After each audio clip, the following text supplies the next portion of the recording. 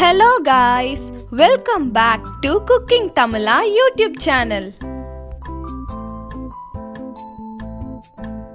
இன்னைக்கு நம்ம என்ன பார்க்க போறோம்னாக்கா ஷமி கபாப் வடை எப்படி செய்யறதுன்னு பார்க்க போறோம். வாங்க அதுக்கு தேவையான பொருட்கள் என்னன்னு பார்ப்போம். அதற்கு தேவையான பொருட்கள் எலும்பு நீக்கிய மட்டன் அல்லது பீஃப் 500 கிராம், கடலைப்பருப்பு 250 கிராம், வெங்காயம் 1, தனியா 1 டீஸ்பூன், இஞ்சி பூண்டு பேஸ்ட் 1 டீஸ்பூன், லவங்கப்பட்டை 2 பீஸ், பெரிய ஏலக்காய் 2 பீஸ், மிளகு 1 டீஸ்பூன், காய்ந்த மிளகாய் 8 பீஸ், சீரகம் 1 டீஸ்பூன், உப்பு தேவையான அளவு, மிளகாய் தூள் 1 டீஸ்பூன், மஞ்சள் தூள் 1/2 டீஸ்பூன், கரம் மசாலா 1 டீஸ்பூன், பச்சை மிளகாய் 4 பீஸ், கொத்தமல்லி 1/2 கைப்பிடி, புதினா 1/2 கைப்பிடி, முட்டை 1, எண்ணெய் தேவையான அளவு, தண்ணி தேவையான அளவு. வாங்க வீடியோக்குள்ள போலாம். கடலைப்பருப்பை 250 கிராம் எடுத்து தண்ணியில ஊற வச்சுக்கங்க. அது ஊற வாஷ் பண்ணி எடுத்து வச்சுக்கங்க. கடலைப்பருப்பு குறைந்தது ஒரு மணி நேரம் ஊறி இருக்கணுங்க.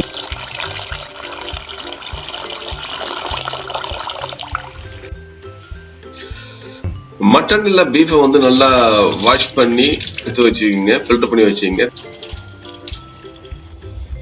இந்த 4 பச்சை மிளகாவையும் புதினா கொத்தமல்லி தலையும் போட்டு மிக்சியில வந்து சாப் பண்ணி வச்சுக்கோங்க. மேனுவல் சாப்பர் இருந்தா கூட ரொம்ப நல்லதுதான். நல்லா சாப் பண்ணி வச்சுக்கோங்க. ஒரு 4-5 தடவை இழுத்து விட்டீங்கன்னாக்கா நல்லா சாப் ஆயிடும்.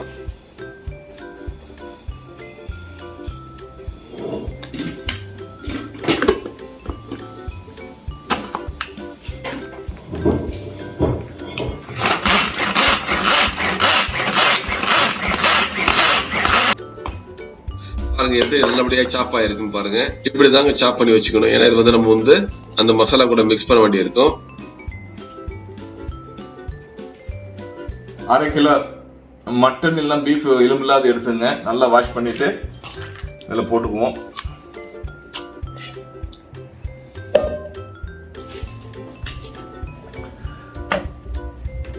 வெங்காயம் கட் பண்ணி வச்சுக்கோங்க. தனியா 1 டீஸ்பூன், இஞ்சி பூண்டு பேஸ்ட் 1 டீஸ்பூன், பட்டை, பெரிய ஏலக்காய் கொஞ்சம், காஞ்ச மிளகாய் ஒரு 8-6 பீஸு, ப்ளஸ் கொஞ்சம் பெப்பரு, சீரகம் 1 டீஸ்பூன், உப்பு, பிங்க் சால்ட்டு, ஒயிட் சால்ட் ரெண்டுமே எடுத்துங்க. இதெல்லாம் எல்லாத்தையும் போட்டு நம்ம மிக்ஸ் பண்ண போகிறோம்.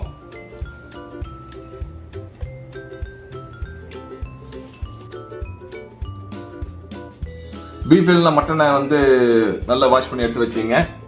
இப்போ வந்து இந்த கடலைப்பருப்பு ஊற வச்சிருக்கோம் பார்த்தீங்களா? 1/4 கிலோ கடலைப்பருப்பை வந்து ஊற வச்சிருக்கோம். ஒரு 1 ஹவர் 2 ஹவர் ஊறி இருக்குது பாருங்க. இந்த அளவுக்கு ஊறி இருக்குமே. இது மொத்தமாக போட்டுக்குவோம்.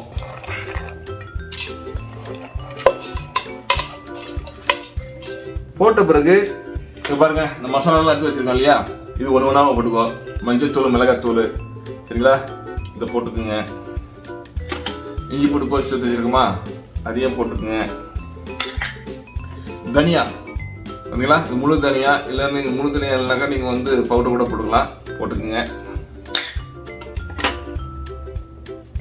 வெங்காயம் கட் பண்ணி வச்சிருக்க வெங்காயத்தை ஒரு வெங்காயத்தை மீடியம் சைஸ் எடுத்து போட்டுங்க. இது வந்து பார்த்தீங்கன்னாக்கா pink salt plus white salt ரெண்டுமே இருக்குது. ரெண்டுமே போட்டிருக்கேன் நான். இதுலேயே வந்து ஒரு 3/4 டீஸ்பூன் போட்டுருங்க. அதாவது உப்பு தேவையான அளவுக்கு போட்டுங்க நீங்கள். சீரகம் வந்து 1 டீஸ்பூன் போட்டுங்க. இதில் பார்த்தீங்கன்னாக்கா மிளகும் காஞ்ச மிளகாவும் இருக்குது. என்ன ஒரு 1/2 டீஸ்பூன் மிளகும் வந்து ஒரு 8 காஞ்ச மிளகாவும் இருக்குது. அதையும் போட்டுங்க.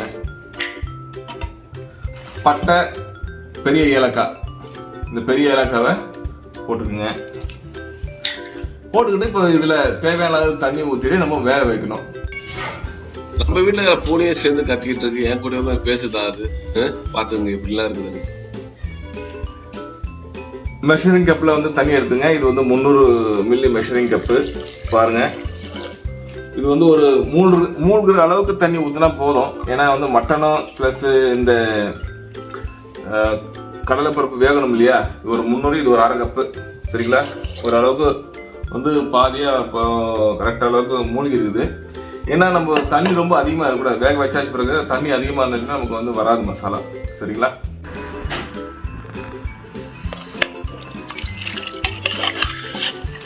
கொஞ்சம் நல்லா கலக்கி விட்டுட்டு நீங்கள் வந்து இப்போது கொஞ்சம் ஸ்டவ்வை பற்ற வைங்க, வேக வைப்போம். கொஞ்சம் கொதிக்க விட்டுட்டு நீங்கள் வந்து குக்கர் மூடியை போட்டுக்கலாம். விசிலை போட்டு ஒரு 10 நிமிஷம் கொஞ்சம் வேக வைப்போம்.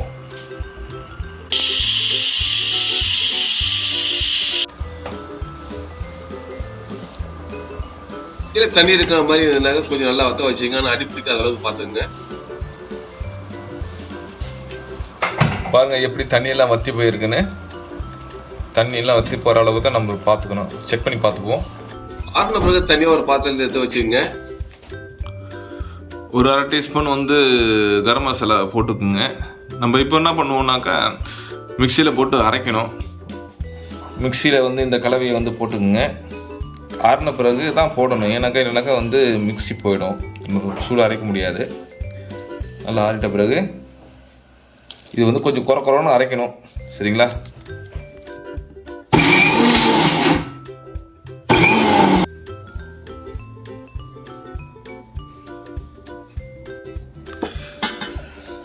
இது பாருங்க, முட்டை எடுத்து வச்சுருக்கிறேன். இதை ஊற்றிக்குவோம். ஊற்றிக்கிட்டு நல்லா பிச வேண்டியது தாங்க.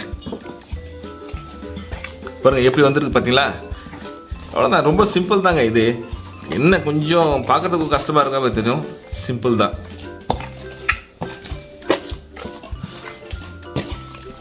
உப்பு கொஞ்சம் பார்த்துங்க. என்ன உப்பு வந்து நமக்கு தேவையான யாராவது சில பேருக்கு வந்து உப்பு கொஞ்சம் அதிகமாக இருந்தால் பிடிக்கும் ஒரு கல். சில பேருக்கு வந்து கரெக்டாக இருக்கணும் பார்ப்பாங்க, கம்மியாக இருக்காங்க. ப்ரெஷர் இருக்கிறவங்கன்னா கம்மி பண்ணிங்க. ஏன்னா ப்ரெஷர் இருக்கிறவங்க வந்து உப்பு அதிகமாக சாப்பிடக்கூடாது. இங்கே பாருங்கள், நம்ம இது கொத்தமல்லி, புதினா, பச்சை மிளகாய் வந்து சாப் பண்ணி வச்சுருக்கீங்களா, அதை அப்படியே போட்டுருங்க. போட்டுட்டு கொஞ்சம் நல்லா பிசைஞ்சு விடுங்க.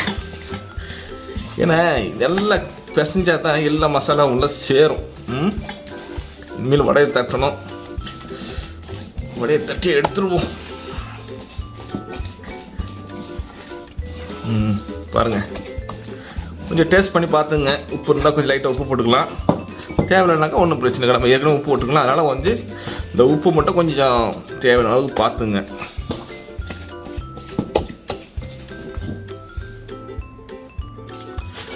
இந்த ரமதான் டைமில் பார்த்தீங்கன்னாக்கா உப்பு பார்க்க தான் ரொம்ப கஷ்டமாக இருக்கும். ஏன்னாக்கா வந்து நோன்பு வச்சுருப்பாங்க, எப்படி பார்க்கணுன்னு சில டைமில் முழுங்கிட்டாங்கனாக்கா. அதனால் நாக்கில் வந்து டேஸ்ட்டை பார்த்துட்டு அப்படியே வந்து துப்பிட வேண்டியதாங்க. ஏன்னா கொஞ்சம் கேர்ஃபுல்லாக இருங்க இந்த நோன்பு டைமில் வந்து உப்பு பார்க்குறது. இப்போ பார்த்தீங்கன்னாக்கா லைட்டாக எனக்கு வீட்டில் சொன்னாங்க கொஞ்சம் உப்பு வேணுமா, லைட்டாக போட்டுக்குவோம். போட்டுக்கிட்டு இன்னும் கொஞ்சம் நல்லா எடுத்து பார்த்து கொட்டிடலாம், பிசைஞ்சிக்க வேண்டியது தான். இந்த வடை பாத்திரத்துக்கு செய்கிறதாங்க இதில் வந்து முக்கியமான விஷயமே, சரிங்களா? இந்த கறி வடை. இந்த நாக்கு இருக்குது, நாக்கு அது மட்டும் நல்ல டேஸ்ட்டுக்கு வந்து அடிமையாகிடுதுங்க. அதனால் ருசியாக கேட்குது. என்ன பண்ணுறது, மனுஷனாக பிறந்துட்டாலே சாப்பாடு ரொம்ப முக்கியம் இல்லையா? அதனால தான் நான் பல பேர் வந்து ஹோட்டலை தேடி ஆழ்ச்சிக்கிட்டு இருக்காங்க. நாக்குக்கு சுவையாக வேணும்னு சொல்லிட்டு பல ஹோட்டலுக்கு போயிட்டு வந்துட்டுருக்கோம், நான் உட்பட தான், சரிங்களா? சரி, இப்போ வந்து நம்ம எல்லாம் பிசைஞ்சாச்சு. இப்போ வந்து என்ன பண்ணுவோம்னாக்கா வடையாக தட்டி வைப்போம். கையில் லைட்டாக தண்ணி போட்டுங்க. தண்ணி இல்லைனாக்கா வந்து எண்ணெயை போட்டுங்க. ஒரு சின்ன உருண்டை எடுத்துங்க. இந்த சைஸுக்கு உருண்டை எடுத்தால் கரெக்டாக இருக்குங்க. பாருங்க,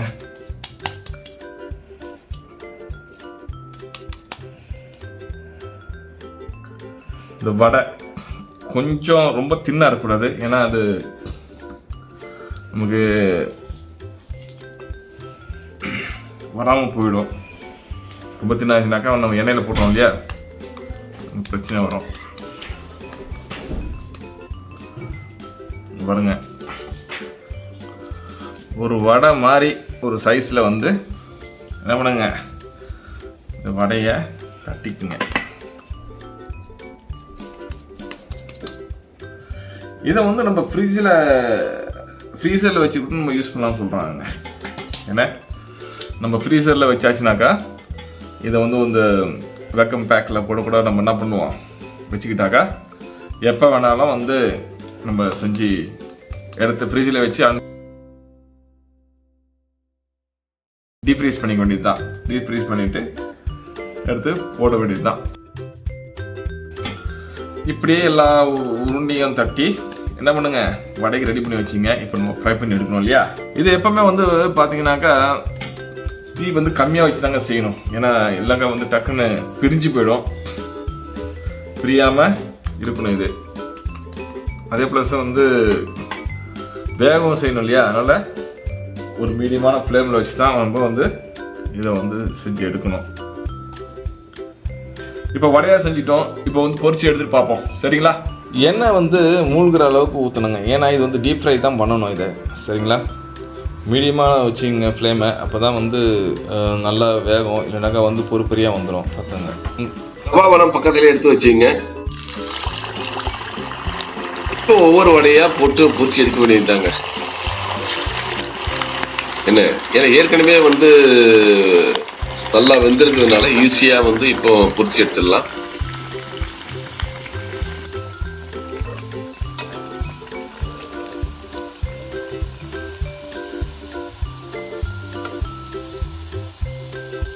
பாருங்க எப்படி நல்லா பொன்னிறமா வெந்திருக்கு. இந்த கலர் வந்த உடனே நம்ம வந்து எடுத்து டிஷ்யூ பேப்பர்ல வந்து வச்சிட வேண்டியதுதான். அவ்வளவுதாங்க. ஷமி கபாப் பாருங்க எவ்வளவு ஈஸியா நம்ம செஞ்சு முடிச்சிட்டோம். செஞ்சு என்ஜாய் பண்ணுங்க. இந்த வீடியோ உங்களுக்கு பிடிச்சிருந்தா லைக் பண்ணுங்க, ஷேர் பண்ணுங்க, மறக்காம குக்கிங் தமிழா யூடியூப் சேனலுக்கு சப்ஸ்கிரைப் பண்ணுங்க. பக்கத்துல இருக்க பெல் ஐகானையும் பிரஸ் பண்ணிடுங்க.